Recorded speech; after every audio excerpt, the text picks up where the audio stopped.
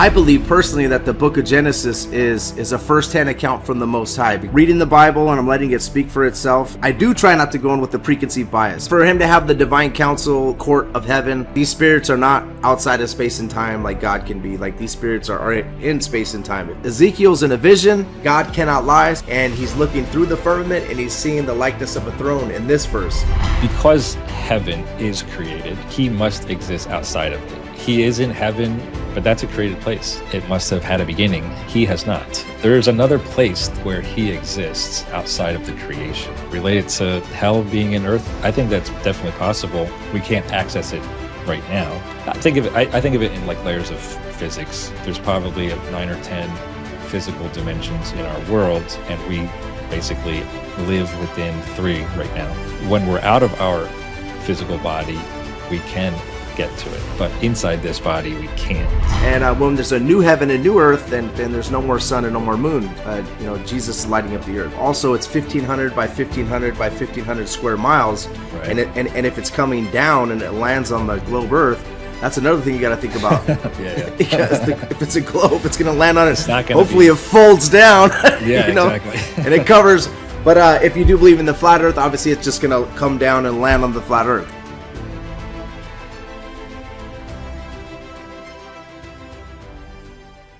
Hey Josh, how you doing today? I'm doing good, brother. Thank you so much for having me. I really appreciate you, Damon. Yeah, I'm glad you could join. We're going to talk today a little bit about biblical cosmology, and a lot of people have been trying to get me to actually talk to you. Then they said, hey, you should have Josh Monday on, because I had a lot of questions about it. I'm not actually 100% on board yet. That might come as a surprise to a lot of people, because a lot of people will automatically bundle in the flat earth / biblical cosmology framework within the little season eschatology. Yes. I don't quite see this connection. Maybe you can explain that even more. But I've heard that you're the expert on this as of right now. So maybe you can just dive us into what it is and where it comes from, and go through the Bible and the scripture and kind of see what sticks out to you as to why this could at least possibly be a possibility. So okay. Yeah, take it away. So one thing I would say is I view the Bible like similar to how you would view Satan's little season, because with Satan's little season, I believe like with Jesus's words, like what he's saying, you're taking it literal, right? You're taking exactly what he said and then you're applying it to eschatology, Yeah. So that's kind of the same way that I'm taking biblical cosmology. I'm just reading the Bible and I'm letting it speak for itself, and I do try not to go in with the preconceived bias, but I'll let you guys know that everybody sometimes goes in with the preconceived bias when they're reading the Bible. So what I try to do is I'm going to teach you what science says first, and then I'll teach you what the Bible says, and then we could kind of see, that way you guys know exactly what science is actually teaching, mainstream science compared to what the Bible says. Mm-hmm. And then we could go from there. I think that's a good starting point. But before we do though, I'd like to give you guys a few ways that I view scripture, like the way that I look at it. So Proverbs 30 verses 5-6 says, every word of God is pure. He is a shield to those who put their trust in him. Do not add to his words, lest you be rebuked and you be found a liar, right? So I have that. I have Deuteronomy 4:2. You shall not add to the word which I command you, nor take from it, that you may keep the commandments of the Lord your God, which I command you. And then I also like to kind of go into the fact that God cannot lie, right? So we have Titus 1:2.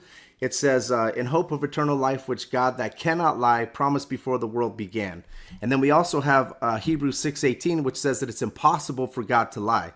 So much so that if you go to like 2 Kings, there's these prophets of Baal, and you see that he's talking to God's actually in front of the divine council, and he's looking for a lying spirit, because God cannot lie. He's not going to lie to the prophets, but he asked these lying spirits if they could go down, who's going to go down, and one of them said, I'll be your huckleberry, and they kind of go down to lie to Baal's prophets, right? And, so God cannot lie himself, right? So one thing I like to bring up is I believe personally that the book of Genesis is a first-hand account from the Most High, because I think it has to be. Moses did speak to God twice up on Mount Sinai for 40 days and 40 nights, right? Also, if you go to Numbers 12 verses 4 through like 10, Aaron and Miriam are speaking to God and saying, what's so special about Moses, and God tells them, I come to prophets in visions and in dreams, but with Moses, I speak to him face to face, is what it says in the New King James. It says mouth to mouth, actually, in the King James Bible, right? Mm-hmm. So Moses, I believe, did write the Torah. What I think is, I believe that God kind of explained actually how he created the heavens and the earth to Moses. And since God cannot lie, right, and it's impossible for God to lie, when I read the book of Genesis, I believe that we're getting a first-hand account from the Most High, right? Similar to when Moses got the 10 Commandments, it says that God wrote it with his finger on the rock, right? So when God says that he created the world in 6 days and the seventh day he rested, I believe that that's exactly what he did, right? Mm-hmm. All right, so that's already, just that right there is already contending with obviously mainstream science, because mainstream science would say that 13.8 billion years ago a Big Bang happened, 4.6 billion years ago the sun was formed, 4.5 billion years ago the earth was formed, and then the rest of the planets. And then they say that the stars were formed 13.6 billion years ago, right? So that's already inverted compared to what the Bible teaches in the book of Genesis, So I'd like to ask you a question real quick before we start the biblical cosmology side. Do you believe more of in a young earth creation or an old earth creation? Well, it's a good question, and I actually here's my take on it. And I was planning to maybe do something a little bit deeper, different video, but maybe I'll just do it here briefly. Okay. As of right now, I think the old Earth actually makes a lot more sense, and I don't separate science from the Bible, because I believe science is simply the interpretation or the study of God's creation. Mm-hmm. And I think they both have the same author. The words of Scripture and the results we see from the creation has the same author as the Word of God. And so they shouldn't conflict. And so based on that, now I understand the interpretations by men could be flawed or wrong or whatever. And if there is some overarching deception that's weaved into it, that's always a possibility too. But I actually do come from the approach of an old earth, and I think it actually magnifies the divine, intelligent creator than a simply young, quick, fast. God never did anything like super fast, and all these ways that, for example, plants grow are never quick. And so I think it took time for things to mature. And so that's my overall perspective as of right now. Definitely open to hearing. I mean, I've heard all kinds of things about. Of course. So I just think the days are periods of time, because like ages that have a beginning and an end. Like every day ends with there is morning and evening, or evening and morning, except for the seventh day. It's still open. We're still in it, apparently. I don't know. So anyway. Okay. And I totally respect that, because I've heard some astrophysicists like Dr. Hugh Ross kind of give his explanation of that's how he feels as well. Mm-hmm. And I've heard some really, some very intelligent Christians, that go over old earth creation as well. And then we have some astrophysicists like Jason Lyle, which is, also, these guys are globe believers. They're not flat earth believers, but they are astrophysicists that do believe in young earth versus old earth. Right. So we do have Christians out there that are, great Christians that are believing in old earth as well. And I respect that. And I'm not trying to, and I'm obviously not trying to say that, oh, well, you're not a Christian now, just because you believe that, you know what I mean? Like I can understand exactly how different people view, and that's kind of the way that Dr. Hugh Ross actually explains the old earth, is that there's two books. He believes that there's one book, which is the book of nature, one book, which is the book of the Bible, and that they don't conflict each other, and that's kind of the way he looks at it. So kind of the same way as you. So looks like you kind of have kind of the same view as somebody that's like a old earth Christian scientist as well. Right. So all right, so let's go over what the what science says kind of about the Earth, and kind of what it's doing, its movements, and all that. So they say the Earth is at a 23.4 degree axis, right? So it's kind of tilted. And then they say that it's spinning at 1,000 miles an hour, rotating at 1,000 miles an hour, right at the equator. They also say that the sun is orbiting, or the Earth is orbiting the sun at 66,600 miles an hour, right, which is 18.5 miles per second. Okay, so it's actually orbiting the sun. And then they also say that and that's just to let you know how fast that is, though. Like 66,600 miles an hour is actually 18,000 miles an hour, which is faster than a bullet. Okay, so the fastest bullet travels 2,600 miles per second, right? But it's actually equivalent to 1,800 miles per hour, right? So we have it 30 times faster than a bullet. We're actually orbiting the sun. So that's one thing that we need to understand as far as what science is saying, right? And obviously we're not feeling that motion. There is like a acceleration and deceleration, though, when we do orbit the sun. All right. So, but they're saying we're not feeling it. So that's kind of one of the probably things with flat Earth that, people feel more that we're fixed and immovable than actually moving, but right. Scientifically, they would say that it's a constant, and if you're in a car going 60 miles an hour and then you go, 80 miles an hour, you're not going to feel it too much, is what they kind of say, So even though there's a big difference in how fast you're actually going. But then we have the moon actually orbits us at 2,200 miles an hour as well. That's another speed that they've said that the moon does, right? So we obviously a lot of flat earthers will be in contention with the moon landing. That's kind of a big thing. So once I'm actually not sure about that myself. Like I think it's really unrealistic that we actually did land on the moon. I do have an alternate theory, but that's another topic. So, but just to let you know, I'm on the same page with that. Yeah. So if everything is true about heliocentricity and like these speeds and everything, I mean, once I kind of studied this, I was like, wow. As far as the moon, like if everything was true, and I was in the United States Army before, and when you're about to get sent to Kuwait, and you stand in line, like one person's going to Iraq with loading up their weapons, the other one's going to Kuwait handing their weapons to them. You're in that line, you kind of, obviously you get this little nerve in your stomach. You're like, all right, and then I'm going to Kuwait. Okay, cool. I put my weapon. I'm good. I'm gonna go lift weights for a year and go feel helicopters. Great. The other people that are in my unit are like going to Iraq. They're about to get weapons and everything, right? So that's a nervous feeling. So I could imagine, like an astronaut sitting in a room where they're like, okay, guys, listen, we're, obviously we're orbiting at, 66,000 miles an hour. So we're kind of going fast there. But I just want to let you guys know as well that the moon is actually orbiting us at 2,200 miles an hour, 2,600 or 1,800 miles an hour as well. So, or 2,200 miles an hour, sorry. So we're going to slingshot you from Earth and you're going to land on this thing moving faster than a bullet.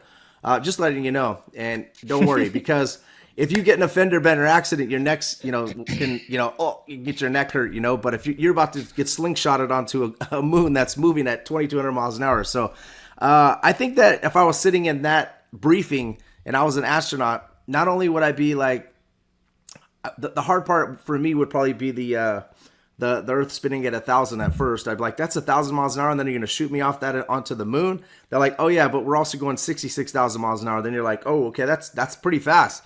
So you're going to shoot me off of that, and then how fast is the moon moving? Oh, 2,200 miles an hour. And you guys are going to try to do that perfect and land me on that thing?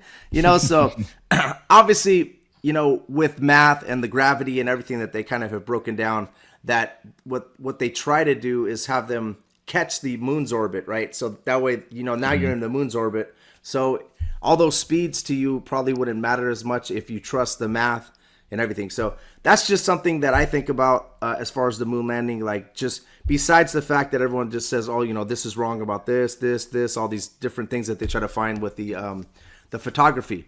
But yeah. I just think about the logistics and also how that would feel to be Neil Armstrong, Buzz Aldrin, and just sitting there in that meeting from a military perspective and knowing all those numbers and trusting that, the science is going to be correct, that this is going to be correct. You're going to slingshot me here. And these are, human lives on the line. And I just think if they did do the moon landing and everything was legit, I would have a lot more respect for these guys, because I can imagine sitting in that meeting, just being like, wow. And you're gonna send me on this tin can over there, and we're about to do this, and plus the radiation and a lot of other problems with it. But this is not a moon landing episode. This is more of a biblical cosmology episode. But all right, so they also say that the sun is moving through space at 500,000 miles an hour as well. There's a few different numbers there. One says like 450, other one says 525. So the sun is also moving, and then we're like chasing the sun, and that's when we're orbiting 66,000 miles an hour. So we have that also going on.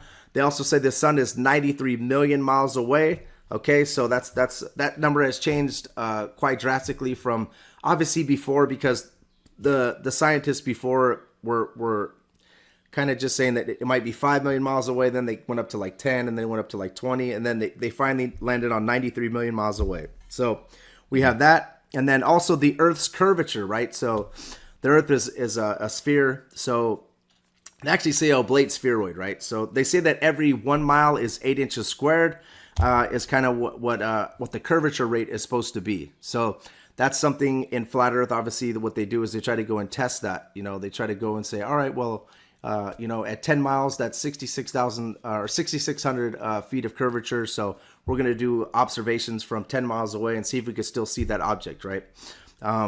That's something that flat earthers test. But there's something that happens that the globe earthers would say, it's called refraction. So what they say happens is it kind of lifts objects up, right? So that you're able to actually see it. So that's kind of what the globe explanation is for that. Another thing we need to understand is stars, right? Stars, like the distance from stars. They say that the distance from stars to Earth. So the closest star is actually Alpha Centauri, and it's 4.4 light years away. That number doesn't sound too crazy until you break down what a light year is. It's actually 6 trillion miles. So the closest star is about 24 trillion miles away. All right, so that's what we have. And then there's some distant galaxies that are like 2.5 million light years away. All right, so there's a lot of distance there.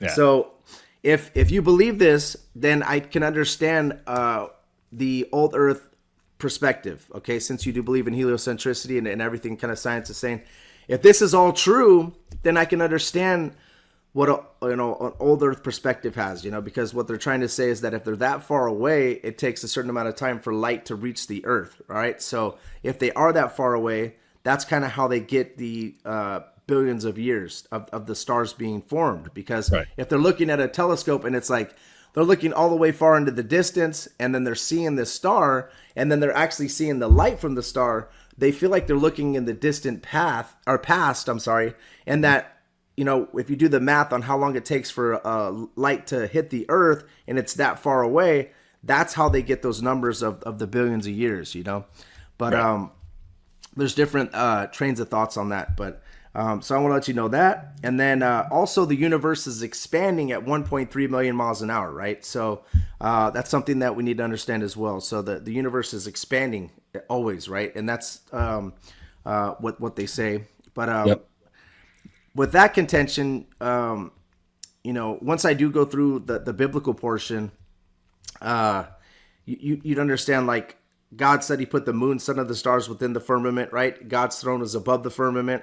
So I don't know where they would place God, in this ever expanding universe, right? So because how long would it take for Jesus to get to heaven when he ascended? If we're expanding at 1.3 million miles an hour, and God put the moon, sun, and the stars within the firmament, if that makes sense, and the Hebrews believed the firmament was solid, so it would actually be expanding. How long would it take for Jesus to actually get there? He's going to have to move pretty fast to get there. If it's 1.3 million miles an hour, it's actually expanding. Now, obviously, some people believe that it's in another dimension, so it's kind of a different train of thought there. But yeah, so interesting stuff. Well, I'm open to different trains of thought regarding that. Like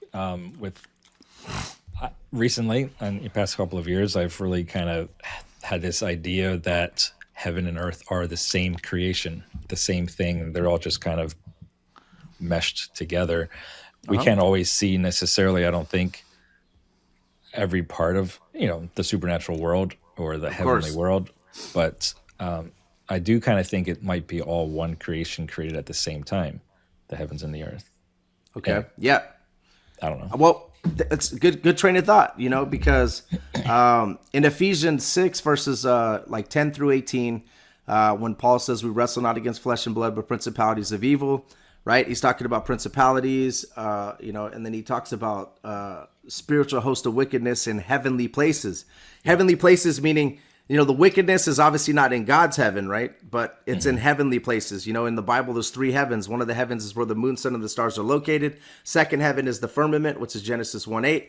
The third heaven was where God's throne was located. So we have these spiritual hosts of wickedness in heavenly places. So besides the ones we deal with on earth, like the demons and all that stuff, that and the devil, right? We also have spiritual hosts of wickedness in heavenly places, meaning where the moon, sun, and the stars are located.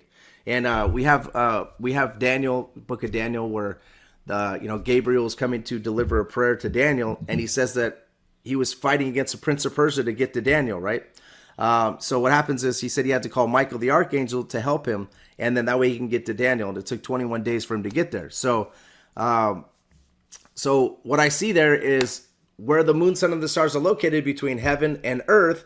There is spiritual host of wickedness, and there's also angels, like God's angels as well, traveling through there to get to earth, if that makes sense. So your train of thought is true, I think. So do you think those three heavens are all physical, that we could even see if we could had the ability to see it? Well, I do believe that, that the first heaven is obviously physical, because that would be where the moon, sun, and the stars are located, right? And we could see that. Right. The firmament, I believe, is physical as well. God called the firmament heaven in Genesis 1:8. And then also the third heaven, which is where God's throne is located. I can't tell you if it's physical, like where we could see it, but what I could say is in Ezekiel 1:26, also Ezekiel 10:1, also in 2 Corinthians 2, verse 12, Paul says, whether in the body or out of the body, I cannot tell, but he went to the third heaven, right? So that's something that, well, if he was in the body, then he could obviously physically see it. But if he's out of the body, then it's going to be another dimension, okay? So he says, whether in the body or out of the body, I cannot tell. But Ezekiel was seeing, God's firmament and him above the throne. And this is in a vision, right? So it's hard for me to tell you if, I believe that, you asked me that question, I believe that our physical bodies cannot get to heaven because there's a firmament that's stopping us from getting there, right? And that's going to be a solid structure that's impenetrable by man. And then I also believe Sheol, which I believe is in the earth, is also impenetrable by man as well. But go ahead. Interesting. Well, I mean, just on that note of the physicality of it, I think it is all physical because I think it's all created. I do think we're separated from certain areas right now in our sinful nature, but someday probably, like originally we probably were not separated from it, and someday we'll probably be back to that spot, but maybe. Yeah. But I do think because they all seem to be a created finite thing, that they're all physical. Ultimately, I believe there's only one thing that is not created, not physical, and eternal, and that is, of course, God. Yes. Everything else was created, so. Yeah, and for him to have the divine council, like a court of heaven, and for these spirits to come and talk to God, there has to be, like, for me, I believe it's a physical location because these spirits are not outside of space and time like God can be. Like, these spirits are in space and time, if that makes sense. And so I do believe that, I believe it's physical, but there's different trains of thoughts on that. Obviously some people believe it's just another dimension, so it's kind of like totally where it's not physical. But okay, so the other things that science has talked about is like the Big Bang, which I talked about already. That's kind of explained it just a little bit. But George Lemaitre, a Belgian cosmologist, Catholic priest, they say he was Jesuit trained. Most of the cosmologists, in the Catholic Church are Jesuit trained, right? And he was talking about everything began 13.8 billion years ago, which I already kind of went through. And it was like a pin that exploded, it was like the size of a pin. It exploded, and then everything kind of came together because of these different laws, gravity and so forth.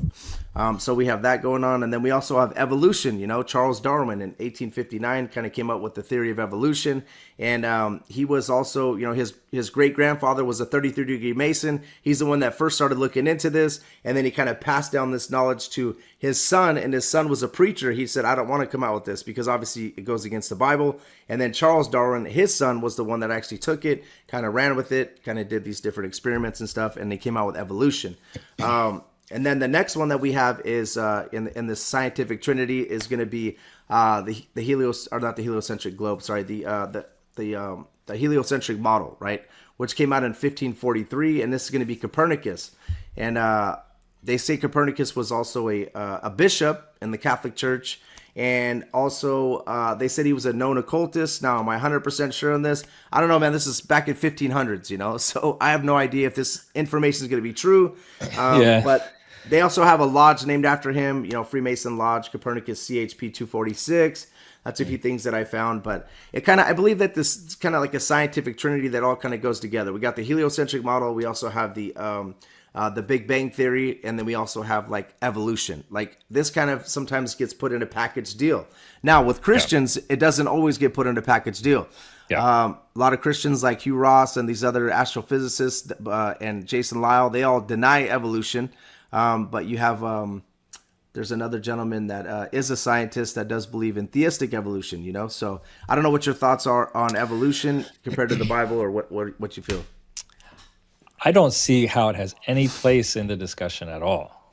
I'm on the side where I think it's just thrown in there to cause division and confusion, and to get people to think, well, if there is long periods of time in here, automatically you think of evolution.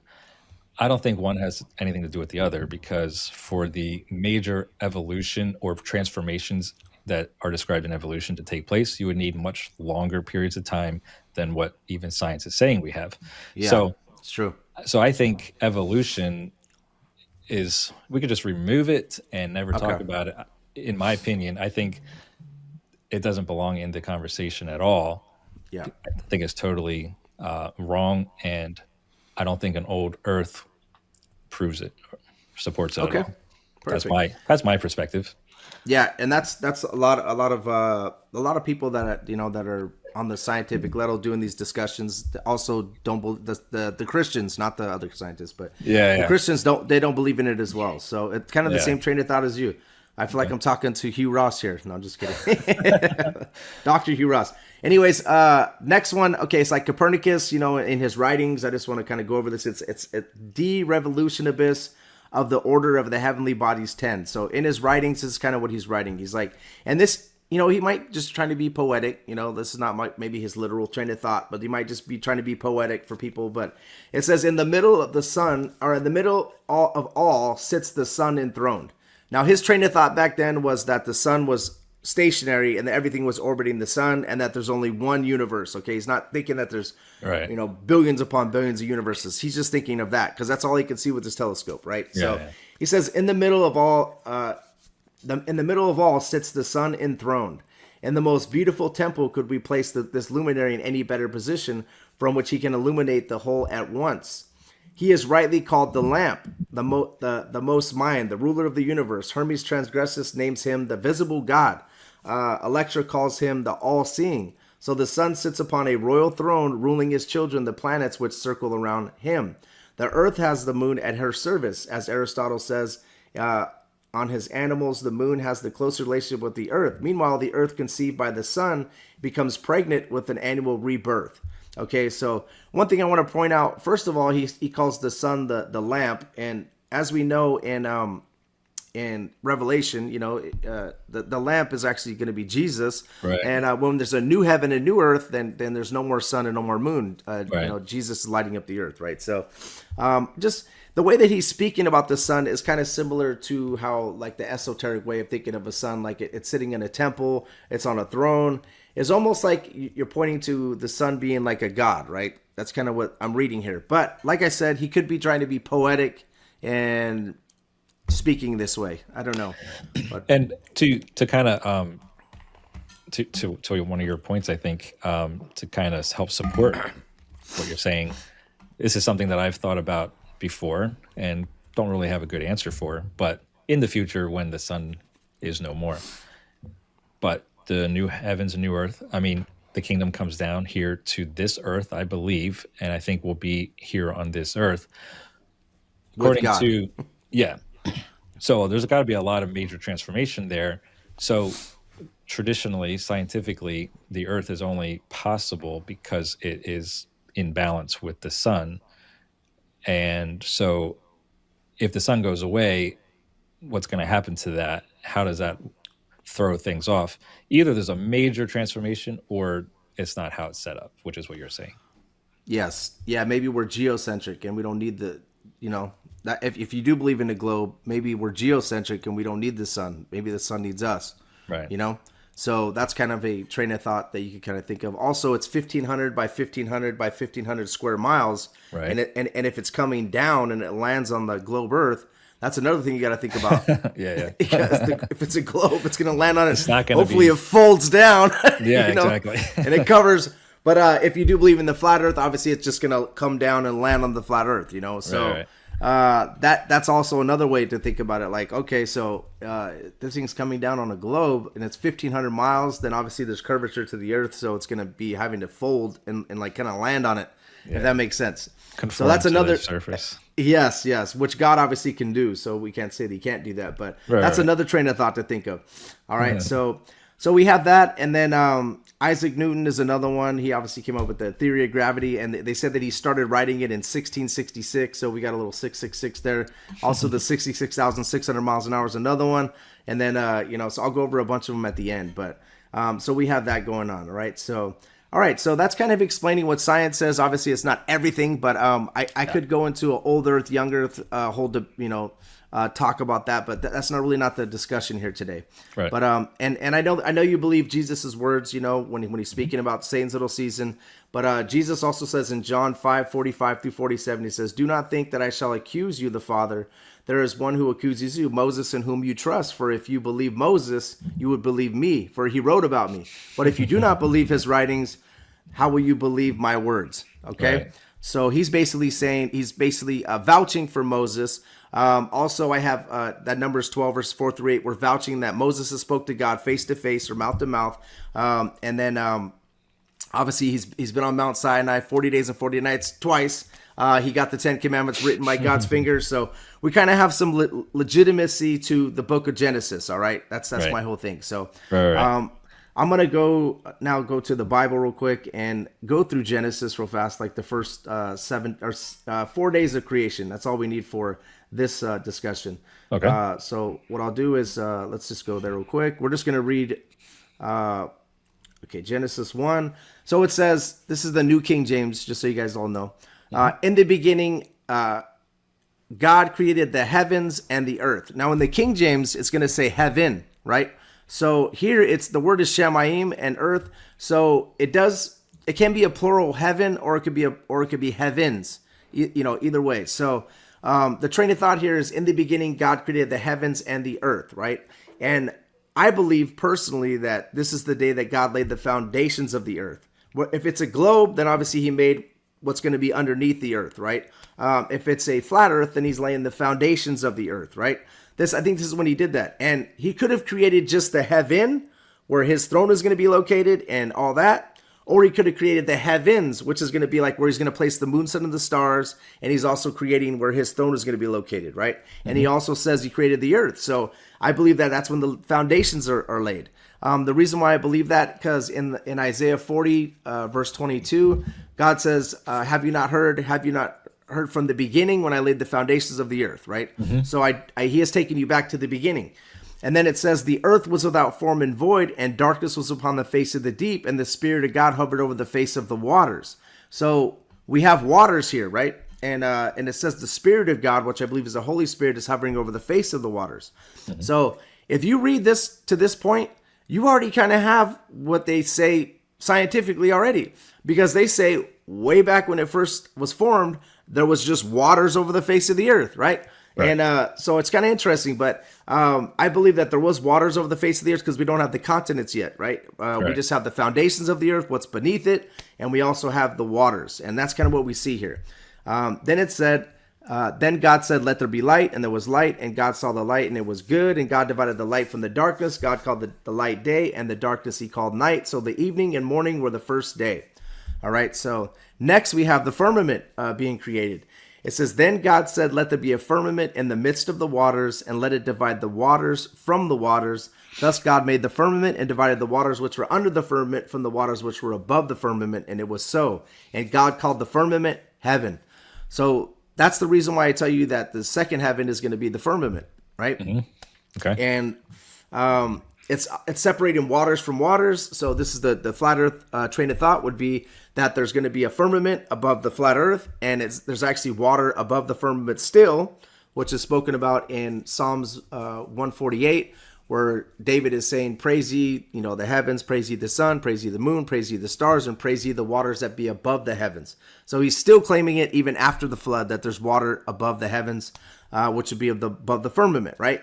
So that's our train of thought. The train of thought for a globe believer would be that there's midst of the waters, it's like just mist. And, one of them is a canopy theory where they say that there was a firmament around the globe at one time. And that's what made it so Adam could live 900 years. And then what happened is when the flood happened, then the firmament broke. And now the sun could come through, more like, and also they said it was actually ice is what they kind of think. But also the other train of thought is that the firmament is just space, and that it's an expanse, and that it's not a solid object, if that makes sense. Mm-hmm. I guess I am not really on board with the canopy theory necessarily. I mean, it's possible, I guess. I'm not 100% sold on it, really. I know that the Bible says something about during the flood time, the waters came up from the ground. Does it say specifically that it, besides just rain? It says there's three separate events that happened. Basically, it says that the windows of heaven were open. Now, they're called sluices. So we would obviously, as a flat earth believer, believe that there was actually water above the firmament, and God opened those sluices, and water started kind of filling up this fishbowl. Okay. And then it also says that the first event was the fountain of the great deep were broken. Sorry, that's the first event. So water's coming from below. So if you're Noah's Ark, then the water's coming from below to kind of lift your ark. And then if the windows of heaven were open and water started coming into, we believe, firmament with the flat earth, water started filling up. And then obviously it rained for 40 days and 40 nights as well. And then even when the rains stop and the water stops, it says that the windows of heaven were closed or stopped. And then it says that the fountains of the great deep were closed, and also it stopped raining for 4 days, or stopped raining basically, right? So there's kind of three separate events there. So you're basically taking it more literal than figurative. Of course. Okay. Yeah, definitely. More literal than figurative, just like how you take everything that Jesus is saying, like literal, like you're taking it as a literal interpretation. That's why the people that believe in Satan's little Caesar are like, all right, let's look into this and be like, all right, we're going to take this, we're going to use the same hermeneutics in Genesis and throughout Genesis and through Revelation as we use in, explaining eschatology of Satan's little season, if that makes sense. Yeah. So, but like I said, I do like to explain that there's different trains of thoughts on this. The firmament, they believe would be like an expanse, or would believe to be like space, where God placed the moon, sun, and the stars. The only contingency here that people would contend with is like that the definition of that word rakia, which is firmament. Mm-hmm. It says extended surface, solid. And then the next thing says expanse. It's flat as base support, which obviously the space is not flat. And then it says firmament. So it's like what it says, considered by Hebrews as solid and supporting the waters above. And that's something that I kind of look at. Like that means that Moses and the Hebrews would be like Moses and Isaac and Jacob and Abraham and all the guys back then were believing that it was solid, supporting waters above. Even David. All the way up to David, because David said there's waters above the firmament still, right? So that's kind of what the definition is. But if you look in like a newer lexicon, then what they're going to do is, obviously things have changed scientifically, and they want to obviously expand on the word firmament, maybe being an expanse of space and not like an expanse of a solid structure, if that makes sense. So. Yeah. that's kind of what's happening there. Okay. And all right, so day 2. So far we have God's throne being already created, and then we also have if you think of the heavens, it would be like space, like we're like the space in between the firmament and earth, right, is already created for God to place the firmament. So the firmament is being placed now. If you believe in the flat earth, now you have a solid structure, and now you have the area where God's going to place the moon, sun, and the stars, which is within the firmament, right? So we have that. If you Below were the thinking dome, of, you're saying? yeah, below the dome, yeah. So Okay. so far we have the foundations of the earth already created, I believe. And then the space area, so that way God could place the firmament on the foundations, right? So that would be that train of thought, So now we're going to be moving into day 3. I'm not going to read it word for word just for time, but basically day 3 we have the oceans, and then we have the dry land, which are continents, and then we have the plants and vegetation being formed on day 3. All right. Mm-hmm. So now we move to day 4, where you're saying that all happens in 24 hours. That's your perspective. Yeah, because like the way, so the oceans, the dry land, God could just move the continents up, or let the maybe the water divide or whatever, and then the continents. If you read it, you could see that God is dividing the waters and allowing the continents to come up, right? So it's interesting, but. Now, as far as the plants and vegetation, God created the plants and vegetation, all herb-bearing seed and everything. If you believe in the old earth creation, it's even harder for you, because can plants and vegetation live without the sun? Well, I mean, that for millions of years. Of course not. Of course not. But so I know the perspective. You probably the perspective know. Is that God, the perspective is basically on day 1 when God created the light, then that light was active as the sun, and that's why you have a morning and technically even before day 1, in the beginning, before he even gets to creation day 1. So this is pretty much Hugh Ross's interpretation of it. Yeah, which is basically, in the beginning God created the heavens and the earth. That includes everything. In our galaxy, in the universe, which includes the sun. And so anyway, we don't have to get into that, because I don't want to get It's good. It's good. So Hugh Ross is basically saying when he created the heavens, then he did create the sun's already created. And now this is the thing that I think, because what he would say is God made, which means bara, which means he organized where he's going to place the moon, sun, and the stars and everything on day 4. That's kind of his train of thought. And what it is if you read on day 4, it says, God said, let there be. And when he said, let there be, in the Hebrew, it means exist. All right. So God said, let there be lights in the firmament. So exist lights in the firmament of heaven to divide the day from the night. Let them be for signs, for seasons, for days and years. So whatever he created right there, where he said, God said, let there be, it means exist. So lights in the firmament of heaven. So right there, he created what is going to be for signs, for seasons, for years. And it says, and let them be for lights in the firmament of heaven to give light upon the earth. And it was so. Now we have, then God made 2 great lights, meaning he arranged them. So I believe on day 4, he created them when he said, let there be, because that word means exist, lights in the firmament. And the lights in the firmament are going to be including the sun, moon, and the stars also, right? This is the way I believe, right? Because I'm seeing let there be, exist. Now, if on day 4 it said God made the lights in the firmament of heaven to divide the day from the night, which would be bara, which could mean, arrange. You know what I mean? That would be okay, I think, for Hugh Ross to say that they were arranged on this day, but they were created on day 1. But I'm not trying to say that he's a bad hermeneutics, because I think he's a very intelligent guy, and the way that he's seeing things is a way that I've even heard a flat earther explain it to me, that they were just arranged on that day. But I just personally believe that when God said let there be, in the Hebrew, that word let there be, when it's connected, it means exist, lights in the firmament, right? So then God made 2 great lights, right? On verse 16, the greater light to rule the day, which I believe is the sun, the lesser light to rule the night, which is the moon, and he made the stars also. Then it said, God set them in the firmament of heaven of the heavens, to give light on the earth, and to rule over the day and over the night, and to divide the light from the darkness. And God saw it was good, and evening and morning were the fourth day. So, but go ahead. I know you probably want to say something. Well, no, I don't think I want to get it too off track, because it's not about. This isn't a creation debate.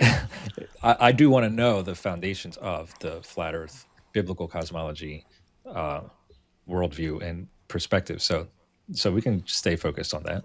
Okay, no problem. Yeah, it's just, I think it's it all connects. I think even the young Earth creation to the old Earth creation would all connect too. Now, I'm not going to go over like the other, we're not talking about evolution, all that stuff. So I'm not getting into the animals or when humans were created and all that stuff. We'll stay on this. So, all right. So now let me go over. So now that we know that, or now that I believe that we know that the sun was created, I believe on day 4. You believe more it was made, where it was arranged. Let's see what else we have here. So we have some verses that talked about like a fixed earth, like a fixed and immovable earth, right? So like I said, I'm looking at these verses the same way that you would kind of look at Satan's Little Season, where I'm taking the verses literally, but I'll tell you a few things about these though. Okay, so I have First Chronicles 16:30. It says, "Tremble before him, all the earth. The world is also firmly established; it shall not be moved." All right. We also have Psalms 104:5. It says, "You who laid the foundations of the earth, so that it shall not be moved forever." Right. Then it says, then we have like Psalms 96:10, saying, "Among the nations the Lord reigns. The world is also firmly established; it shall not be moved. He shall judge the peoples righteously." Okay, so far I have some more verses I could bring up, but for time's sake, so we have a few verses talking about even speaking of the foundations, how they cannot be moved, right? And that'll correlate with even what you're saying about the 1500 by 1500 coming down. That it's not going to be an actual new earth. It's just the new earth is going to be this 1500 by 1500 coming down to the earth, right? And it's not going to be moved or wiped away. It's going to be established forever, right? So there's a few there, and then to correlate with that, I have some verses on how it's talking about the sun is moving and the moon is moving, and it doesn't say anything about the earth moving, right? So we have Joshua 10 verses 12 through 13, which this is brought up a ton by flat earthers. Always always happens. But I'll tell you this is not proving a flat earth. So far, we just have like a fixed and immovable earth. And we have, I believe the sun was formed on day 4. So what people would say is, well, what was the earth orbiting around on day 3? Did God put it in orbit on day 4 when he actually created the moon, sun, and the stars? So a lot of people believe that the earth is like the main attraction, like not the sun and the stars and all these other galaxies, like the earth is the main attraction. And even in that verse, it says that God created the moon, sun, and the stars to light up the earth, right? The earth, that's what everything's created for, not to light up all these different galaxies and all these things. They're all created to light up the earth, right? And they're for signs, for seasons, for us, so it's like we're the special attraction. God is creating this for us, and obviously the animals and everything that he created, right? But we're the main attraction. Absolutely. All right, so let's talk about the moon and the sun are moving. So we have Joshua 10, verses 12 through 13. It says, "Then spoke Joshua to the Lord, Yahweh, in the day when the Lord delivered up the Amorites before the children of Israel. And he said in the sight of Israel, Sun, stand still upon Gibeon, and thou moon in the valley of Ajan. And the sun stood still, and the moon stayed, until the people had avenged their enemies themselves upon their enemies. And is it not written in the book of Jasher? So the sun stood still in the midst of heaven, and has not go down about a whole day." Now that "go down" part in the Hebrew, it could be "go away from you," or it could be "to go down." All right, it doesn't have to be like, "Oh, it's going down." So okay, that proves more a geocentric globe. But the part that is interesting is these are the Amorites. If you go through the whole Old Testament, even in Genesis 15, God says that their sin has not reached that point yet. The Amorites, right? The Amorites are actually Og, king of Bashan, which they say his bed was 15 by 6 feet. So these are they're claimed to be giants in the Bible, right? So right here, God is actually lining them up for the Israelites to take care of him now. Now that sin has reached that threshold where he's delivering the Amorites to the Israelites. So this is important. This is an important part because earlier God is mentioning that their sin has not reached that threshold yet. But now when we're in Joshua, God says that their sin has reached that threshold. Now I'm going to deliver the Amorites before you. And he's stopping the sun and the moon in 2 geographic locations from moving. Now, the flat earth part would be like, all right, so if you go to Neil deGrasse Tyson or some of these scientists, and what if the earth was to stop right now? The earth that we currently have, if it was to stop, right? Then they say everybody would fly off the earth if they were not seatbelted to the earth. So what we have, because, these motions, you can imagine in a car, if you're going 180 miles an hour and you just suddenly stop, then it can kind of like, hurt your neck. That jerking motion would probably snap your neck if you're going 66,000 miles an hour. So our train of thought is that the earth is fixed and immovable. Whether you believe in a globe or you believe in a flat earth, we believe that it's fixed and immovable, and the sun and the moon is what moving, and the earth is not. It's stationary, fixed and immovable, if that makes sense. And the sun and the moon are moving over us in a way. So everybody stick around to the end, because I'm going to go over some things that I've noticed lately, and I've also found out that I'm trying to look into, and those that are like believe in the flat earth, we're going to try to go over some stuff to see, what we find out, but stick like around to the end. New things, new things that have come out. Yeah, of course. Yeah. Okay, cool. Okay. So then we also have Habakkuk 3:11, which is actually talking about this Joshua situation. It says, the sun and the moon stood still in their habitation. At the light of thine arrows they went, and the shining of thy glittering spears. So in the book of Joshua, it says that God did this for Joshua, and that he will never do this again. He never did it in the past, and he'll never do it again in the future. So Habakkuk is talking about this event because it's talking about the sun and the moon standing still in their habitation, right? So we also have the sun went backwards 10 degrees. This is actually in Isaiah 38, verses 7 through 8. Now, some people believe that the sundial they're talking about was like stairs, right? And the stairs, basically, the shadow of the sun was going, he was asking God, it's easy to make the shadow go forward, but I want you to make the shadow go backwards. It says, and this is the sign to you from the Lord, Yahweh, and that the Lord Yahweh will do this thing which he has spoken. Behold, I will bring the shadow on the sundial, which has gone down with the sun on the sundial of Ahaz. So it was going down, right? But he says he wants it to go backwards. So the sun returned 10 degrees on the dial, which it had not gone down. So God made the sun move backwards, right? The sunlight, I believe, is what's happening. So the sun actually went backwards 10 degrees on the sundial. So that's kind of how that is explained. So now the sun is moving backwards. So I guess in the heliocentric model, the Earth would have to rotate backwards for that to happen, I believe. We'd have to rotate backwards 10 degrees, right? Yeah. Yeah, so that's how that would have to be explained. Biblically, it's explained that the sun is actually moving overhead or somehow moving over a globe Earth, and the Earth is still, and all he did was move the sun backwards 10 degrees only. So basically just had it move backwards 10 degrees. I'm not sure how that would be explained in a globe situation. I'm not, doesn't really. Yeah, I think it would be, I think it would have to be like, because when we're seeing the sun set, right, the way they're explaining that when it's setting, we're actually like rotating, right? So the sun would be almost, it's not fixed, obviously, because it is moving around the galaxy, but we're actually fixed to it though, right? Because we're in its orbit. So we would actually be spinning, and the sun is normal. So it would have to move backwards 10 degrees, I think, is what it would mean. Yeah, but I don't see how that could actually happen.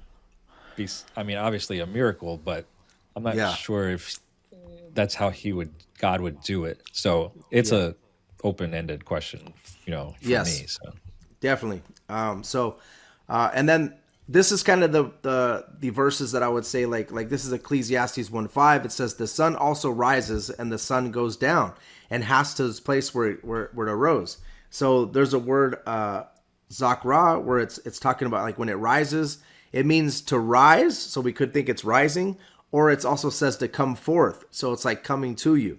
So on a flat earth, it's going to be the sun is obviously not going down, but what they would say is the sun is going around a flat earth, right, in this motion, or different motions. It depends, but it's not actually going down. It's like, obviously there's a firmament, so the sun's not going to be able to go below the firmament, right? So and we do believe the firmament does connect to the earth. So, but biblically, you could say rise, or you could say come forth. So the sun's coming to you when it rises. And then there's also a word called bow, which means to go, like to go away from you. That's kind of what the that word bow means. So when it says to rise and to set, it's not. You could take it either way, where it's actually rising and setting, or it's actually going away from you, or to go. So there's two different words you can use in the Hebrew there.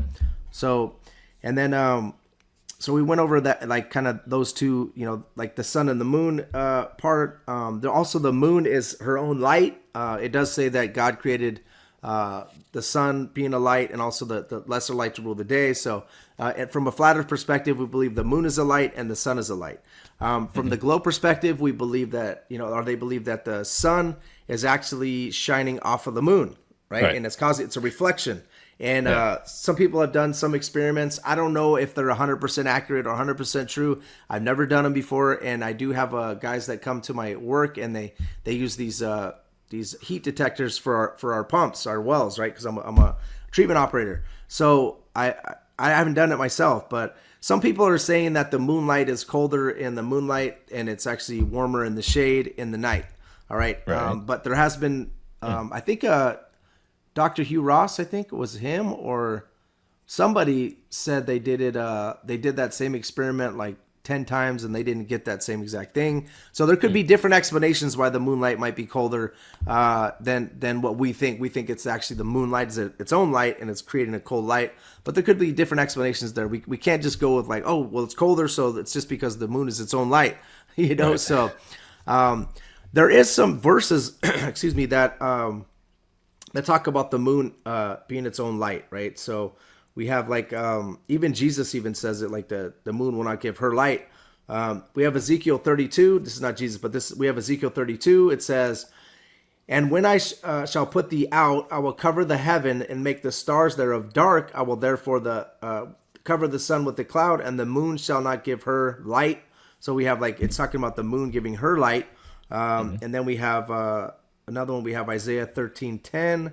"For the stars of heaven and their constellations will not give their light. The sun will be darkened in its going forth, and the moon will not cause its light to shine." Now, think about that verse from your perspective, or like a heliocentric perspective. It's saying that the sun will be darkened on its going forth, which means its movement, and the sun will cause its light to shine. Right? Will not cause its light to shine. So, it kind of makes sense in your point of view, but from our point of view, we think that the moon has its own light. That's why it will not cause its light to shine, right? So it's some interesting stuff. But and then obviously when God does create these, it says that the greater light to rule the day, lesser light to rule the night. So that's kind of our train of thought there, that the moon has its own light. So we have that. And we could talk a little bit about the firmament. One thing about that canopy theory that Ken Hovind kind of came up with, God said he put the moon, sun, and the stars within the firmament, right? So those moon, sun, and the stars would have to be within that canopy. So if we have the canopy would have to be on the outside of the whole galaxy, unless there's two firmaments. And then now you're adding to the word of God, because God just created one firmament, right? So the canopy theory to me, I think falls out the window. Plus there would have to be four heavens, because it would have to be a heaven within that firmament, and then that firmament would be a heaven, and then there would also be the stars, and then there would have to be God's throne. So there'd be four heavens. But according to Paul, there's only three heavens, and that's kind of what he went with. And then if you go to the Hebrew, some of them believe there was seven heavens, So I believe that the New Testament kind of shows us that there's only three heavens, because Paul talks about traveling to the third heaven, which is, and he says he heard unspeakable words. Well, not that I have any proof or anything, and it doesn't really matter, but I would just simply reply to that Paul went to the third heaven doesn't necessarily mean there's only three. Okay. Now, the basis of a seven heavens, Enoch talks about it, but I don't know about the validity of that. But anyway, that's the only talks about it. Yeah. That's the only comment I'd make on the three heavens. I just think it's possible. But yeah, I don't know if we have a definitive answer on that. Yes. That's true. Yep. And the Hebrews did believe in like a seven heaven tier system, but that would be seven firmaments, like that's kind of what they believe. Some of them, there's like different like levels of the firmament. There's like one firmament would be one heaven, because they'll take that word firmament and say, well, firmament means heaven is going to be called firmament no matter what. So there's going to be like a firmament, like there's different trains of thoughts on that. I believe there's one firmament. That's what it says there. And that there's three heavens. That's personally what I believe. Okay. So, but you guys don't have to take my word for it. But okay, so let's talk about the firmament. So is the firmament solid dome and with water above? So I'm going to go to right here to Psalms 19:1, and this was written on Werner Braun Braun's tombstone. The heavens declare the glory of God, and the firmament showeth his handiwork. Here the verses are separating heavens from the firmament, right? It says the heavens declare the glory of God. The heavens being where the moon, sun, and the stars are located, and where God's throne is located. And the firmament showeth his handiwork. So he was obviously creating something on the second day. Now, whether the firmament is outside of all these galaxies, and the firmament is just basically covering these universes, and then God's throne is above that, or the earth is flat and the firmament was created on day 2, and it shows his handiwork, but if we read a little further, it's also talking about how the sun is moving, right? So it says, the heavens declare the glory of God, and the firmament showeth his handiwork. Day unto day uttereth speech, and the night unto night showeth knowledge. There is no speech nor language which their voice is not heard. So that's actually talking about how there's going to be signs in the heavens, right? And that the heavens can speak. There was a Mazzaroth back then, and that they were kind of following, where they would see signs in heaven. They think the signs are from God, right? Next, it says, their line has gone out through all the earth, and their words to the end of the world. In them he has set a tabernacle, and then tabernacle is when they use that word, instead of just using it could be a tent. It's the sacred tent of Jehovah is usually how tabernacle is used. So that's more tent talk, right? A tent is obviously could be, back then was shaped like a dome, right? It wasn't shaped like our tents now, like in the army where we have these flat tents like this. It's shaped more like a dome shaped, right? So David's speaking poetically, but he's saying he has set a tabernacle for the sun. And if you look up that word, it means tent, nomad's tent, symbolic of the wilderness. And it says the sacred tent of Jehovah, the tabernacle. So that's what it means when you say tabernacle. And it says, for the sun, which is as a bridegroom coming out of his chamber, and rejoice as a strong man to run a race. He is going forth is from the end of heaven, and his circuit is unto the ends of it, and there is nothing hid from thereof. So there's nothing from the heat thereof, hid from the heat thereof. So it's talking about the sun going, traveling the heavens, right? Basically. So I do believe David at this point is believing that the sun is moving and the earth is still, right? And I think he's saying that the sun is coming out of, is traveling in this tabernacle, like the tent talk, which I'll get a little further and show you that that's kind of what they believe. So that's kind of what he has. So he's talking about the sun is run like a strong man to run a race. Now, I don't know what the track looks like. I don't know what kind of race is running, because some races you start from one point and you're doing an exact circle, or you're doing the racetrack could be all around. I don't know how it works, but later we'll get to that a little bit on what the train of thought is happening there with us now. So all right, so and then the firmament I believe is solid. That's why, like, your spirit, when your spirit, that's how you get to heaven, right? The angels are going to come get you, and they're either going to take you to heaven, or I believe they're going to take you to Sheol, one of the two. And I believe it's instant. And some people believe you're going to sleep. Some people believe different trains of thoughts. But in Luke 16, when he's talking about the rich man and Lazarus, it said that the angels came to get Lazarus and take him to where he's supposed to go. And then the rich man, also the angels came and took him where he's supposed to go. So that's Jesus talking, so I take it literal. And I do believe that Sheol, even whether it's a globe or flat, I do believe that Sheol is in the earth, like located in the earth, not like some other dimension in a black hole or any other train of thought. I believe it's in the earth, and that is part of biblical cosmology as well. So I think you have to be spirit. That's why you can't go into hell unless they're not going to be able to dig down. Like, as far as they went down was 8 miles, and there's an impenetrable thing where they couldn't get through with the technology we have now. But I don't believe they're going to be able to get through. I don't think you can get into hell. I think that hell is where the souls are located, and it's not going to be able to get there with the physical body. I think you have to be spirit. Same thing with heaven. I think you have to be spirit to be able to get there, right? I think there's an impenetrable dome, whether that's outside of the galaxies or that's going to be above us on a flat Earth. So going back to what I said earlier about how I think that this is all one creation, the heavens and the earth, related to hell being in earth, I think that's definitely possible. And I think it is a physical place in the earth, but it might be, like you said, we can't access it right now. Yeah. I think of it in like layers of physics. There's probably 9 or 10 physical dimensions in our world, and we basically live within 3 right now. And so hell in the center of the earth could just be within some of those other dimensions, all the same physical creation. So when we're out of our physical body, we can get to it, but inside this body we can't. That's how I see it. I don't know if there's any.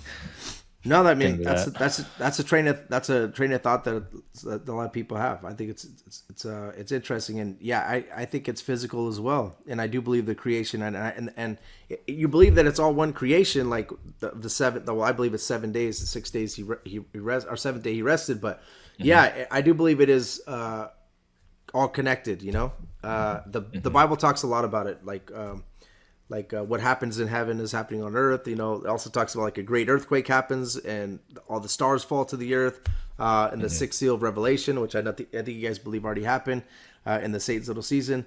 But there's just a lot of things that something like it's connected. You know what I mean? Like I believe too. Same thing you believe in. All right, so now I'm going to talk a little bit about God's throne being above the firmament, like. It says that's why I believe that when God creates a new heaven and the new earth, God just has to come down. You know, that 15 by 1500 is going to come down, and I believe that they're connected, just like you were kind of saying that this creation was connected. But if you believe in a flat earth, you believe they're physically connected. Where the firmament is there's going to be water above the firmament. God's throne is above that. You know, and Revelation also talks about there being water in heaven. So I think there's water above the heavens, and there's a firmament that's separating us from God personally. So what do I have to kind of proof that? Well, we have like Amos 9:6. This is in the NASB 2020. The way that they explain it, I don't know if this is the proper interpretation of this, but I'll just kind of go over it. It says, "The one who builds his upper chambers in the heavens and has found his vaulted dome over the earth. He who calls for the waters of the sea and pours them on the face of the earth, and the Lord is his name." If you go to Amos 9:6 and like the King James, instead of using vaulted dome, they're gonna mean troops. It means it's connected. So it's kind of the similar what you were saying, like heaven is connected to the earth. Whether using this vaulted dome language would prove more of a flat earth, but using this heaven and earth connected, binding together, like that's kind of, you could use it on a globe as well, but it's interesting. He says he has his upper chambers in the heavens, right? So which is above, obviously in the heaven is what I would say, above our heavens, and he's like, he has upper chambers, where he's located, where God is located. So it's really interesting. And then we also have Isaiah 40, 21 through 22 is another one that, and I kind of talked about it earlier. I touched on it, but this is kind of where some people would say it's talking about a sphere, and then some people would say it's just talking about a circle. It says, Isaiah 40, 21 through 22 says, "Have you not known? Have you not heard? Has it not been told to you from the beginning? Have you not understood from the foundations of the earth?" That's why I told you I believe that the foundations of the earth were laid on that very first 1 sentence of the Bible, right? It says, "It is he who sits above the circle of the earth, and its inhabitants are like grasshoppers, who stretches out the heavens like a curtain and spreads them out like a tent to dwell in." So now we have the tent talk again. The heavens are stretched out like a curtain. So the heavens being, where the moon, sun, and the stars are located, and he spreads them out like a tent to dwell in. Also, it's saying that he's looking down on the circle of the earth, and we are like grasshoppers to him, right? This word hug is what earth is what circle is right there. And if you go through many translations, they're all going to say circle. Greek Septuagint, They could use sphere or circle. They use circle. So I believe it is circle. Now, from a globe perspective, what they would say is that it's just when you look down on a globe from the top, then it's going to look like a circle. Yeah. From a flat Earth perspective, we believe that the Earth is actually literally circle. There's going to be a firmament. God is looking through the firmament down on us like grasshoppers and seeing us. And, just different trains of thoughts there. And that word circle, if you go to Isaiah 22:18, there is a word ball used by the same author. Instead of using circle, he could have maybe used this word. He says, he surely violently turns and toss thee like a ball into a large country. There shalt you die, and the chariots of the glory shall be the same of thy Lord's house. So the same author, Isaiah, does use a ball, right? And but as far as God being above the firmament, that's kind of what our train of thought would be, that Isaiah 40 is talking about God looking down on us in the tent, from the tent of heaven, which is the firmament, looking down on us. And he spread out the heavens where he put the moon, sun, and the stars, but he also created a tent for us to dwell in, which would be the firmament, if that makes sense. Yeah. And then, go ahead. Speaking Any train of thoughts on that? Well, first of all, I'm glad that one thing that not a lot of people do is you'll look at every word and, at least suggest different options. So you give all the options, and that's good. Have you ever, speaking of circular and stuff like that, Job 26:10, have you ever read that and made any sense of that verse, which basically says, he drew a circular horizon on the face of the waters at the boundary of light and darkness. It's talking about the horizon being circular. Have you ever looked at that one? I haven't looked at it, but I've heard somebody bring it up in a debate before, and I think it's interesting. Like I said, right now I am studying all sides. I don't want to be this guy that creates an idol for people. That's what I don't want to do. I don't want to create an idol for somebody and meaning that there is things in this in the Bible and things that we're dealing with right now that could create an idol for people. And what I mean by that is every single show that you do is all concentrated on the creation. You know what I mean? I want to make sure that we concentrate on the creator, the one that created the heavens and the earth. So what I try to do is I want to explain both sides so people understand and they can make their own decision. And I don't want to be that guy because I think that it can become an idol. No lie. The flat earth can become an idol for people where that's all they talk about every episode, and all they're speaking about whenever they speak on the internet is about that. And they could be Christians as well. But there's a whole entire, there's 31,000 verses in the Bible. There's a whole lot more to the Bible than just this portion of the Bible. But to me, it's important. So. Yeah. And like I said, I appreciate that you are exploring everything. I told some people, a mutual friend of ours, that, I kind of hope or wish that flat earth is true. And I'm still investigating it myself. And that's why I'm having you here. Because it really is kind of a cool concept. And I'm totally open to alternate ideas from what we've always been told, which is, with the whole little season thing, kind of that, was easy kind of to kind of get in line with because it's pretty obvious. So anyway, I'm totally the deceptions open. are deep. Yeah, that's why the Saints little season is easier for people to accept, because the deceptions are pretty deep right now, and But I understand. So look, we'll get a little bit. So sitting on the circle of the earth, not the universe, basically, is kind of what our train of thought is. But other people would say that God is in another dimension, so he could sit and look at the circle, the circle of the earth. But we're thinking of a physical location, like you. He's in a physical location. He's looking down on us like grasshoppers. There's a tent, which is the firmament, and he's looking down on us at his creation, right? So, well, I could add one more bit to that. Yeah, go ahead. So this is my line of thinking regarding where God is. Because heaven is created, therefore he must exist outside of it. So both can be true. He is in heaven, his throne room, but that's a created place. It's a physical place, I believe. So it must have had a beginning. He has not. So yes, there's another place where he exists outside of the creation. So I just wanted to throw that idea out there. Yeah. He's outside of space and time. He's allowed to see exactly what's going on in his creation and then come back and, so yeah. I think that both train could of be thought true. I think that train of thought is cool. So, all right, we have Isaiah 66:1. It says, "Thus says the Lord, heaven is my throne and the earth is my footstool. Where in this house you build me, and where is the place of my rest?" Right? So that's another kind of connection between heaven and earth, and God, the earth is his footstool. And if the firmament is there, that's kind of like him standing on top of the creation, and it would be like his footstool, right? So we have that, and then Jesus also says that same exact line. He uses the same exact line as well in the New Testament, where heaven is my throne, the earth is my footstool, right? He connects it as well. So so we already did the ball and the circle part. We did that. So God's throne is above the firmament. So here's the portion that I was talking about, Psalms 148. I kind of read it already, but water still being above the firmament. This is David speaking. Praise ye Lord of the heavens. Praise ye him in the heights. Praise ye him all his angels. Praise ye him all his hosts. Praise ye him the sun and moon. Praise ye him the stars of light. Praise ye him the heavens of heavens, and ye waters that be above the heavens. So he's still talking about water being above the heavens. So Yeah, that's interesting. very interesting. We already talked about Michael the archangel saving. Let's see, we already talked about that. Where I was talking about Prince of Persia.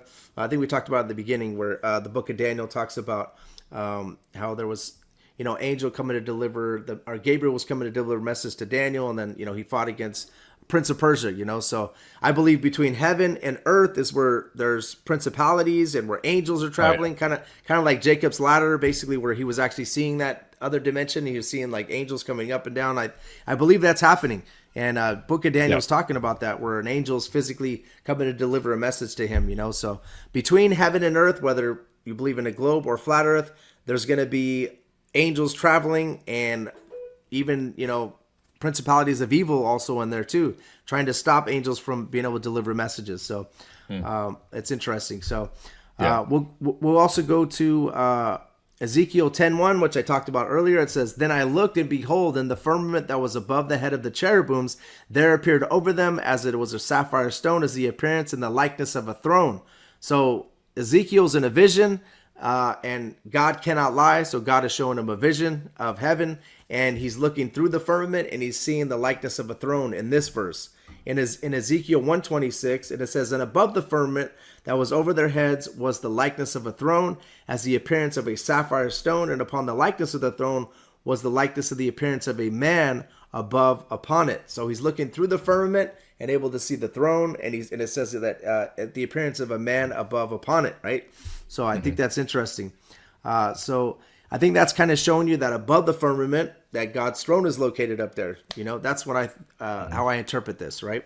And like I said, it is a vision, so we could take it for how we take it, Yeah, true.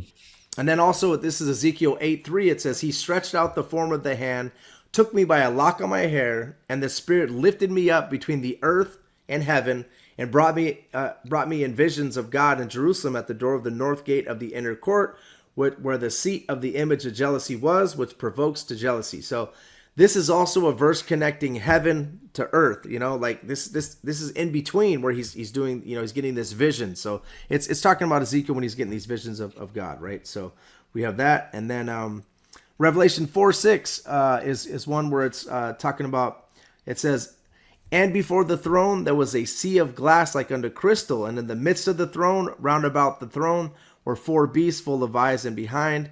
So it says there's a throne, and below the firmament, it's a sea of glass. Like above I guess there's a sea of glass in heaven. Also in Revelation, it's talking about water being above heaven. Also in Revelation, it's talking about 24 thrones being in heaven, and there's elders sitting upon them. So I think there's more to heaven than we think. Some of us just think that there's just angels sitting around just worshiping. Heaven's going to be spectacular. So I just wanted to kind of point that out, that there is water in heavens. It does coincide with maybe our flat earth train of thought, but there's water above the firmament, and that's what we have. So let's see what else we have. Yeah, I definitely like that. Interesting about the water in heaven. Like it does say it a lot. I wonder, the significance of it. Well, if you think about it from a flat Earth perspective, right? We have the flat Earth. We have a dome connected to the flat earth. Above the dome, we have water. And then we have above that God's throne. So that water would still be present. So that water would be the water they're talking about that they're seeing in heaven, you know? So it's that's kind of the significance of it, that where he talks about the water that be above the heavens, like David's talking about that, it would be like water above the firmament still, you know? So go ahead. Do you think mostly outer space is water? I think it could be, you know, but do I think of it right now? No, I think outer space, to what we see, you know, in outer space, or what I think that it's just the place between, you know, earth and heaven, you know, and outer space is something that is thought about in different ways. You know, some people would obviously in the flat earth community would say space is fake, you know, but there is a space between earth and heaven. I mean, the Bible talks about it. So what that is, or if it's a vacuum, or if it's all that other stuff is a whole nother conversation. People believe that you can't have pressure without a container. So how could space be a vacuum? And there's all these different trains of thoughts scientifically. What I like to do is just dig into the Bible and kind of tell you exactly what I believe through the Bible. But there obviously is space between earth and the firmament, and that would be called space. Now, what that is, or how that translates in a scientific form, I don't know. But I do believe God, if you think about it in a flat earth perspective, that God would be closer. It's not, you know, trillions upon trillions of miles away. He's not expanding at 1.3 million miles an hour. But the thing is, you know, scientifically, like Hugh Ross, you know, Dr. Hugh Ross, they're looking at telescopes that are in, you know, from NASA, and then they're taking these images and then they're translating them into science, you know. So what people in the flat earth community would obviously say is that those satellites are not actually there, and these are CGI images that they're, and that's very offensive to someone. I mean, probably to Hugh Ross, that'd be very offensive for me to just say your whole entire scientific is based on CGI. So I'm not willing to you know, disrespect that whole community like that. I'm just saying that it is based upon trusting that what the information that they're getting from these satellites is actual satellite actually out there and actually looking in the past, you know, whatever, however far away they are, you know, you know, 24 trillion miles is the closest one. I don't know how far away that they're able to see, but so I'm not willing to try to disrespect that whole entire, you know, astrophysics community, that it's all built upon a lie, but a lot of people will, you know. But I'm Christian, so I have to watch myself more than someone that's not a Christian that could just go and say, you know, that guy's a liar. I don't do that to people. I don't think that I should do that. Yeah, and you should act differently than them. So that's good. Of course. Yeah, of course. I'm just I'm understanding. Like, I'm understanding of them, you know, like that's what their whole career is built on. And, you know, they're trusting that information, but they're also, you know, doing some science to it and all this stuff. So I have a respect for it, and I like to hear all the different perspectives on everything, you know, and find out what they're seeing. And I want to see it all. I don't want to just be like hyper focused on flat Earth and just be like, it's flat no matter what. Like, I can't be like that. I need to be open. So especially since I'm a Bible teacher. So, all right. So another thing we have God being called the Most High, right? So God is called the Most High. Obviously, He's the Most High because He's the highest, you know, chief commander, right? He's the highest on all levels. But He's also, I think, He's literally in a high place, right? If you believe in the flat Earth, you would say that He's above the firmament. He's at the highest point of creation. That's why He's called the Most High. Even like the angel that comes to Mary also caused God that, you know, Jesus is going to be called, shall be great, and shall be called the Son of the Highest. So He's at the highest point of creation. He's at the highest point. That's what I believe. There was some things that happened as far as the firmament. It's Operation Fishbowl. I don't know if you ever heard of this. The original name was Operation Dominique Chama. Dominique means belonging to the Lord, and then Chama means fixed shell, right? So they were basically shooting nukes. It's like a series of high-altitude nuclear tests in 1962 carried out by the United States as part of a larger Operation Dominique nuclear test program. So they were basically shooting nukes into the sky, and people would say that they're trying to hit the firmament to see if they could shatter the firmament. Now, if you think about that, if they tried to shatter the firmament and you know that there's waters above, then it would probably flood the whole earth. So my train of thought is if they were trying to, maybe they were trying to shoot these nukes to try to find out how high the firmament is. You know, that could be something. Maybe because if they are going to shoot a nuke, or if you believe in nukes or missiles to other countries, they need to see how high it is, if it is there. Because if they shoot a missile that hits the firmament, they're going to be wasting, millions of dollars. So that could be it. Or they could also, when they shoot the NASA rockets, they do an arc. So, maybe they need to know how high that is so they don't have the rocket hit the firmament. Or I don't necessarily say that they're trying to hit the firmament to explode it, like I used to say, because I thought about that and I was like, wow, dude, if they know that the water is above, then that would kind of be a bad thing to try to flood the whole earth, Was it actually a nuclear bomb they were putting up there? Because why would you need that just to hit it? It could be anything. They use like Thor missiles and things like that. I don't think it's a nuclear bomb, but they're nuclear high altitude tests. But I think they were shooting like missiles into the firmament. I wouldn't say a nuclear bomb, because then that would cause radiation and all this other stuff. So it's a nuclear high altitude test, meaning I think that it's called a high altitude nuclear test, because if they do shoot a nuke, they need to see like, where they're gonna, the arc that they need to have if there was a firmament up there to not hit it in a flat Earth perspective. But yeah, it's interesting. But it's called fixed shell belonging to the Lord, right? And they're shooting Thor missiles at this thing. So you see a lot of that. NASA, like they're naming their ships after Greek gods and Roman gods, stuff like that. Oh yeah, you see that a lot. So yeah, it's like a middle finger to the Most High almost. So it also mean that if it's a dome, that the height is different depending on where you are on the Earth. Of course, yeah. Like I say, it does connect to Antarctica. Like we our train of thought was, then so it's pretty low. It would be low. Ceiling exactly, as well. Exactly. The ceiling would be low. So, all right. So we talked about we kind of talked about this already, but it's 2 Corinthians 12 verses 2-4, where we're talking about Paul. And the way that he explains it, he says, I knew a man in Christ above 14 years ago, whether in the body, I cannot tell, whether out of the body, I cannot tell. God knoweth, such a one caught up to the third heaven. And I knew such a man, whether in the body, out of the body, I cannot tell. God knoweth, how that he was caught up into paradise and heard unspeakable words, which is not lawful for a man to utter. All right, that's the part that I was talking about, talking about the third heaven, right, in paradise. And the train of thought there is, from a flat earth perspective, that he was basically taken from the earth, to heaven. You don't hear Paul saying like, I would think that if you got taken from earth all the way to heaven and you had to go trillions upon trillions of miles, that you would probably talk about that as well. You'd probably write a whole entire letter at least on that. But it seems like it's more like he took him from earth straight to heaven.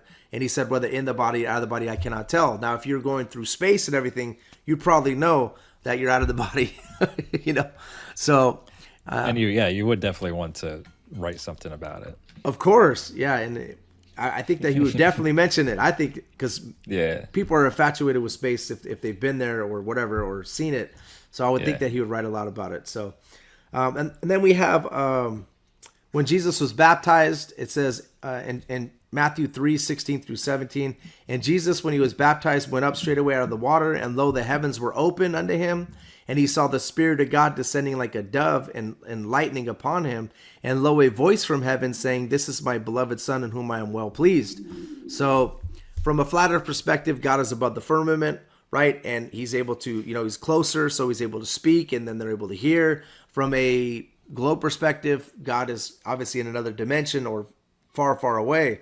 So it would kind of be a little harder, but it just depends on your train of thought on where God is actually located, if it's physical or not physical when it comes to that, Yeah. I mean, I guess I don't really know the majority consensus on that, but even if I were sticking with the globe model, I don't know that I would necessarily put him far away, because I believe in the multiple dimensions. So Yes. If you're gonna stick with 3 dimensions of space and he's above it, then he's trillions of Yeah. quadrillions of miles away or whatever it is. But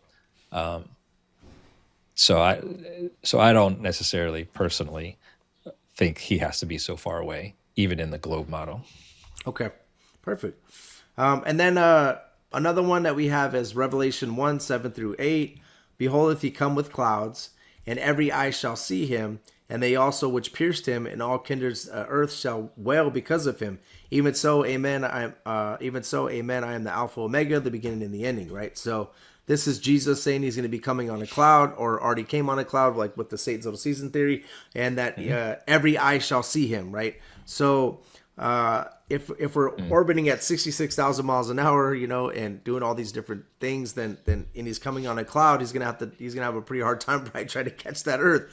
But when it comes to like, if you, I know it sounds funny, but if you have a firmament, and then the heavens open up like a scroll, and then Jesus comes in, every eye will see. It's kind of easier explanation, I think, on a flat Earth than on a globe Earth. Personally, this explanation. And then the stars are going to fall from heaven. We have Isaiah, I think it's Isaiah 34, was talking about all the hosts of heaven are going to fall to the earth. That's talking about armies of heaven. Biblically, stars are angels. Angels are stars. It's kind of interchangeable. So, but then when you go to Revelation 6, 13 through 15, it's saying, and the stars of heaven fell onto the earth, and as a fig tree cast her untimely figs, as she is shaken from a mighty wind, the heaven departed as a scroll, even if when it was rolled together. I think that when it talks about heaven here, it's talking about the firmament, right? It's departing like a scroll. Every mountain and island were moved out of their places, so there was a great earthquake. And what happens is, if you have the firmament connected to the earth, and there's a great earthquake, and if the moon, sun, and the stars are in the firmament, then it makes sense for them to fall to the earth. When it comes to the globe, this is a little harder to explain. Unless they're just talking about these stars being angels. But if these literal stars are going to fall to the earth, and the stars are bigger than our sun, then we have a way bigger problem than the Antichrist, But I know that in Satan's little season, you would believe that it already occurred already. But the sixth seal. So if it hasn't occurred, and it's a future thing, then we need to understand that there's a bigger problem. And than just the Antichrist, if all the stars are going to fall to the earth, if that makes sense. Yeah, I guess I don't think they're literal stars. Yeah. Okay, so maybe it's like the host of heaven is what it means, and it's like angels falling to the earth. Yeah. What about the idea of it not being? Well, it does say all stars, right? I've heard of like in Isaiah. In Isaiah, it says all stars. In Revelation, it just says, and the stars of heaven fell onto the earth. So it doesn't say all stars. It says the stars of heaven fell onto the earth in Revelation, and those are both talking about the same event. Okay. So yeah, I'm not really sure. Yeah, and different trains of thought there. Obviously, one of them would be talking about meteors. The other one would be asteroids. The other one would be that the angels is what they're talking about here, and not talking about the actual stars. But if you go through the Bible, like a lot of the times when they talk about angels, it's almost in the book of Enoch, the stars are angels. The book of Enoch also talks about it like that they're moving in a certain way, and then these wandering stars are not obeying God, which are going to be planets to us today. So there's different trains of thought there, but biblical cosmology, I believe stars are angels, but you don't have to believe that. It's like, it's just we're still interpreting that and placing it into the Bible, because the Bible does say stars are angels, but some people would say that's a metaphor for it, and it just depends. Yeah. Okay, so what else do we have? We have Genesis. We already talked about that. This is more of the moonlight, I guess. This is the one that Jesus is talking. He says, Mark 13, 24 through 25, but in those days after the tribulation, the sun shall be darkened, and the moon shall not give her light, and the stars of heaven shall fall, and the powers in heaven shall be shaken. So, see, the stars of heaven shall fall, so there's that in there. Also, it talks about the moon not giving her light, right? But from a globe perspective, look what it says. It says the sun shall be darkened, and the moon shall not give her light, right? Yeah. So you can look at it like, well, the sun was giving the moon the light, right? I mean, in that perspective. Oh, well, yeah, that's interesting. Yeah. So I do notice little things here and there, bro. And I like I said, I don't just stick Yeah. with one train of thought. But that's interesting that it says that. And then Right. we already talked about the stars falling, and they're being light years away. And then we did kind of go over the flood, right? In Genesis 7:11, it says, "In the 600th year of Noah's life, in the second month, the 17th day of the month, the same day where the fountains of the great deep were broken up, and the windows of heaven were open, and then it rained for 40 days and 40 nights." So that's the three events that I believe happened. So we kind of already talked about it. The ark kind of got lifted up by the waters from below, and then also the windows of heaven were open, and then it also rained in 40 days and 40 nights. And it does close those up in when you read further. After the flood had stopped, so it closes those windows of heaven and closes those fountains of the great deep, and it also stops raining. So we have that. I think that the flood makes perfect sense on a flat Earth with a dome. The flood, there's different trains of thoughts on the flood because I do believe that it covered the whole Earth. It says it covered everything, the mountains 15 meters above the mountains, right? So I do believe that it covered the whole Earth, but obviously Hugh Ross would say that it was a local flood. But God did promise not to flood the earth again, right? So I don't understand how that promise would make any sense if the earth's still being flooded today, Well, I mean, it depends if you want to go down that path or not. Yeah, now. Yeah. Because I don't know. It's like we're already like an hour and a half in. We'll get deep. So now I think on a flat earth with a dome, and I think it makes sense to me. And as far as a globe, I think it could still make sense on a globe, but it sounds it just would be a lot different explanation. Well, I guess we should hit it quick since we already kind of teased it. We did. I guess I'm interested in a local flood theory because, Second Peter says it was the world of the ungodly that was flooded. So it kind of is definitive to what was flooded. And pretty sure that at that time, people didn't cover the entire globe, but just in that area. And there are other places in the Bible, a lot of places that say the whole earth or the entire world or all over not globe, but all over the earth and whatever, that it then qualifies it as being a specific area. In other words, it's the world of that time. I think there's a lot of interesting proofs or support for a local flood. And remember, so Job talks about, boundaries being set at creation day 3 so that the water would not transgress or go over the land that just happened or was created. Yeah, Psalms talks about that too. And Psalms does too, yeah. Or Proverbs. Yeah. Yeah, there's like three verses that suggest it. And we have to remember the earth started out entirely covered with water. So the earth was still entirely flooded at one point in history. Yeah. No matter what. So anyway. Interesting trains of thoughts. And I think when I kind of go over that portion, which we're not going to get into. It was more about like the events that happened. But I see a lot of like all, like just like literally like all it keeps talking about that. So, and also it talks about covering the whole earth, but the train of thought there is also that it does say over the face of the earth and the mountains were showing. So they would say, well, it didn't cover the whole face of the earth because it was mountains showing at one point. But we don't want to debate on that, but look into it, guys. It's interesting stuff. So let's see, what else do we have? There's going to be a new heaven, new earth created, which we already talked about. Elijah, when he went up to heaven in 2 Kings, it talks about him going up to heaven, and also Enoch, it talks about him going up to heaven. So on the flat earth, there's like one up, one down. Like on the globe, that's true. On the globe, there's like, you kind of have to wait for it to be a certain way for you to kind of go up to heaven, because heaven is probably up, but in space there's no up or down, so who knows what up is. But if you have a flat surface like this with the dome, then there's going to be one up, right? No matter where you're at on this flat surface, up would be where heaven is located, but and then down would be where Sheol's located. Now if you have a globe, down is like in the earth, up is going to be up to the sky. So it can be any way that you're orbiting, rotating, or whatever, you're still going to have an up or down. Up is not Antarctica, or up is not the Arctic, and down is Antarctica on the globe. So There's no like up or down there. So that's kind of an interesting point. But go Unless ahead. heaven encompasses the globe. What's that? Unless heaven, encompasses the globe. therefore, Exactly. doesn't Yeah. matter where you are. But Yeah. hey, I'm just saying, what if?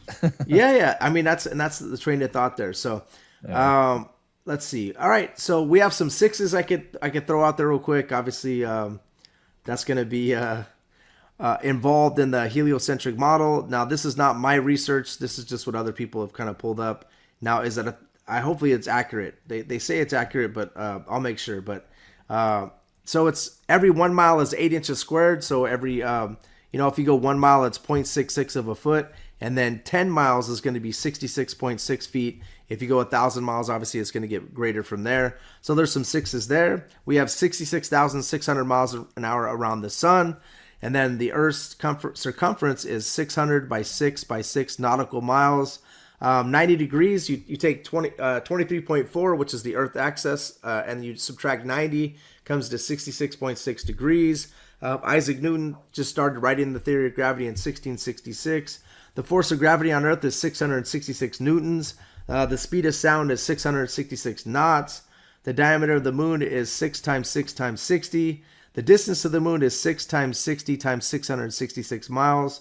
And then the Arctic and Antarctic celestial sphere is 66.6 degrees north latitude, 66.6 degrees south latitude. Okay, so we have that. All right, so a lot of sixes there. If every single one of those is accurate, I would have to go through each individual one. But it's something that people have put out. But I know, it's just something that Flat Earth has put out, and I kind of parroted. Okay, I haven't looked into each individual one. Just to let you guys know.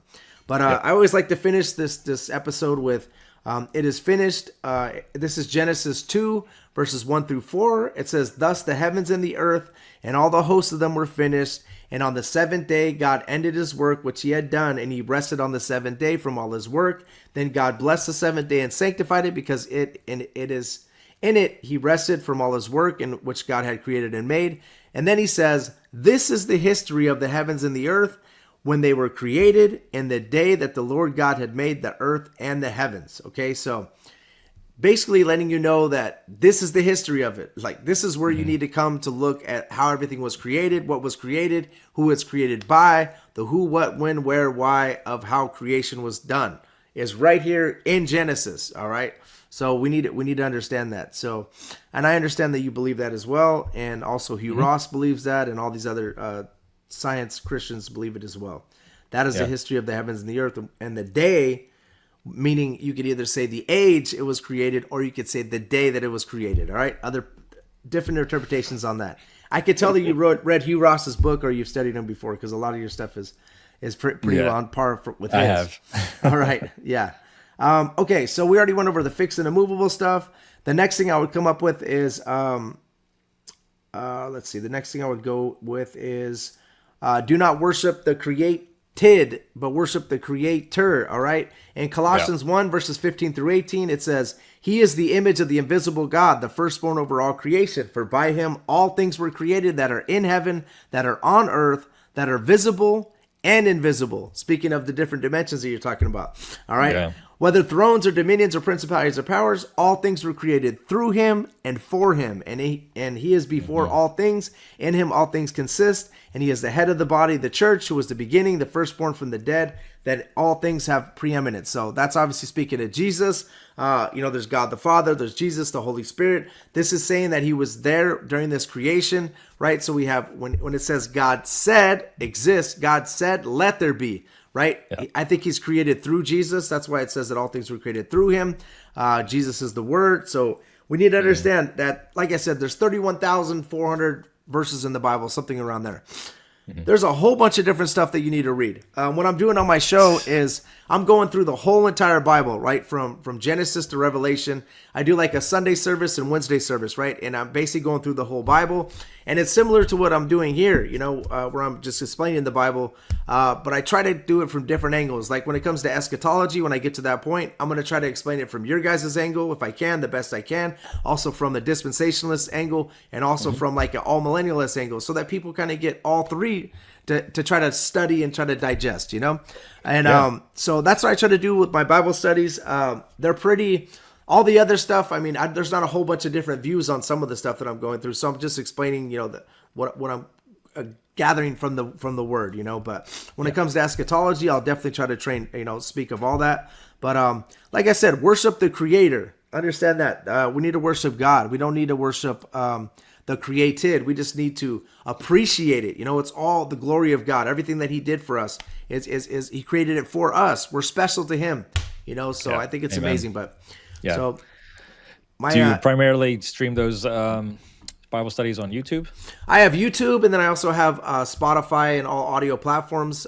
It's Josh Monday Christian and Conspiracy Podcast is what my show is called on audio platforms, and on YouTube it's Josh Monday Music and Podcast. You can find me on YouTube, and I'm hired by Cult of Conspiracy Podcast. It's another podcast, and they're not a Christian podcast, but what I do is I do a Bible study on there. I do a Sunday service, Wednesday service on their show, and what I originally created my show for was so that Christians can learn about conspiracies without feeling convicted.